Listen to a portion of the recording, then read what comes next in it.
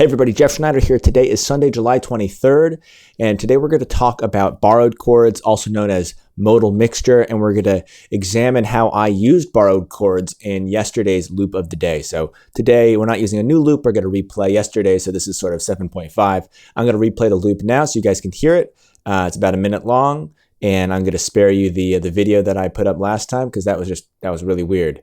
But if you haven't seen it, I'll link that up, so feel free to take a look. Anyway, here's the loop.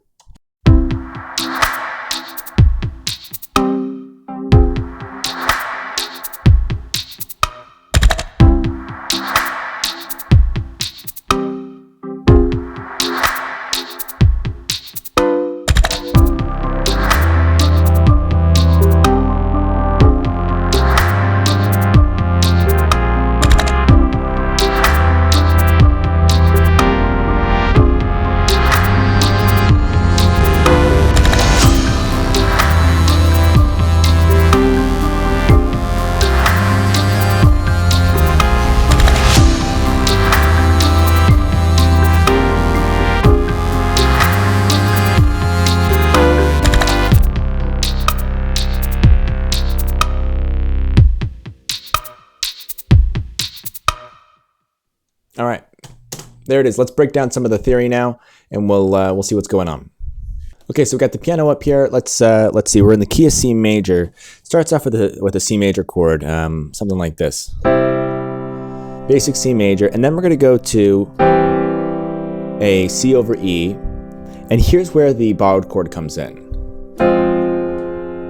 This is F minor. Now, F minor is not a chord that you would typically see in a song that's in the key of C major, and that's why it's a borrowed chord. So in a nutshell, borrowed chords is where you take a chord that you wouldn't normally find in the key that you're in. So in the key of C major, you have a C major scale, right?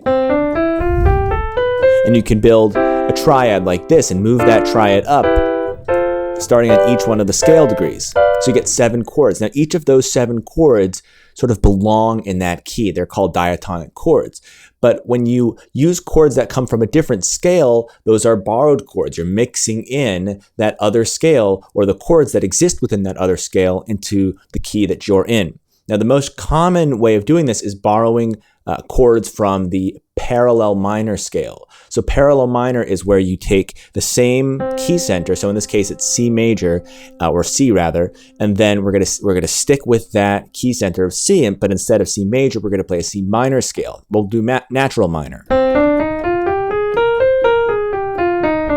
And just like when we took this triad shape and we moved it up and we got 7 different diatonic chords within the key of C major, now we're going to do the same thing but with the C minor scale. So we have C minor, D diminished, E flat major, F minor, G minor, A flat major, B flat major, and then we're back at C minor again. So you have a whole new set of chords to pull from. So you're not creating chord progressions that use the same C major the key of C major chords, those diatonic chords, again and again. It really brings some new life into the chord progressions that you're making. So in this particular case, the one that I did, I'm using the F minor chord, which is a very popular device, using that minor 4 chord. You're pulling from the 4th scale degree of the parallel minor, C minor, and that chord happens to be F minor. So we start with that C major, and then we go to C over E to F minor, like that. And then we go back to do it again. And then I think at some point we do a G7, which again is going back to the key of C major. So we're mixing a little bit more. So I hope that makes sense. That's what borrowed chords are all about. One example of that 4 minor chord that is pretty popular, if you guys remember that song, All By Myself, by Eric Carmen, famously covered by Celine Dion, that uses the 4 minor chord as well.